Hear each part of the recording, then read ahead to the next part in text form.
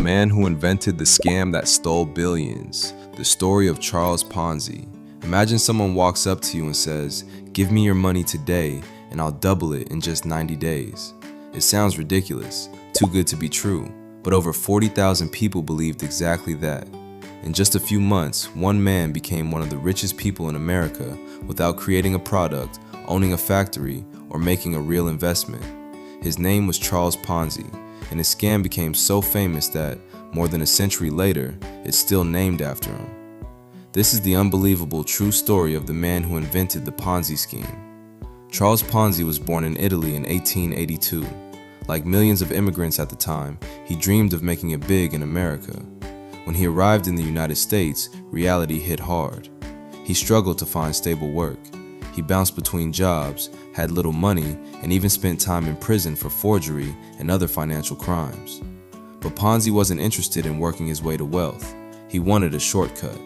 And in 1919, he believed he had found one. He told people he had discovered a loophole involving international reply coupons, postal vouchers that could supposedly be bought cheaply in one country and redeemed for more money in another. The idea sounded complicated enough that very few people questioned it. Instead, they focused on one thing: the incredible profits he promised. Ponzi promised investors something almost no legitimate investment could ever guarantee: a 50% return in just 45 days, or 100% in only 90 days. Think about that. If you invested $1,000, you'd supposedly have $2,000 just 3 months later. It sounded unbelievable. But then something incredible happened. People actually got paid. The first investors received exactly what Ponzi promised. Word spread like wildfire. Friends told friends, neighbors told neighbors. People emptied their savings. Some mortgaged their homes. Others borrowed money just to invest more. Soon, lines of people stretched outside Ponzi's office every day. Money poured in faster than anyone could count. At the height of the frenzy, Ponzi was reportedly taking in around $250,000 every single day in 1920, a staggering amount that would be worth millions of dollars per day today. America had found its newest financial genius, or so everyone thought. Here's the shocking part: there was never a profitable investment. Ponzi wasn't making money from postal coupons. In fact, investigators later discovered there weren't even enough coupons in circulation to support the business he claimed to run. So how did he keep paying investors? The answer was simple. He used money from new investors to pay the earlier ones. That's it.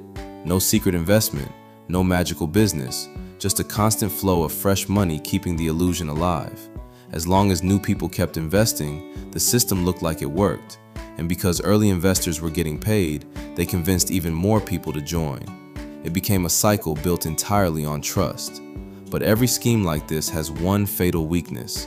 It needs an endless supply of new victims, and eventually, that supply runs out. Journalists started asking questions. One newspaper investigated Ponzi's claims. Financial experts examined his business. The numbers didn't make sense. Soon, more people demanded their money back. As withdrawals increased, the illusion began to crumble. Without enough new investors to replace the money leaving the system, everything collapsed. Thousands of people lost their savings. Families were financially ruined. The man who had looked like a financial genius was exposed as a fraud. Charles Ponzi was arrested in 1920. He was convicted of fraud, sentenced to prison, and eventually deported from the United States. Years later, he died in Brazil with very little money to his name. The fortune he built disappeared almost as quickly as it arrived. More than 100 years have passed, yet the scam Charles Ponzi created still traps people today. Every time you hear someone promise guaranteed returns, risk-free investments, or unbelievably high profits with little effort, remember this story. Because the biggest warning sign isn't how much money someone promises, it's when those promises sound too good to be true.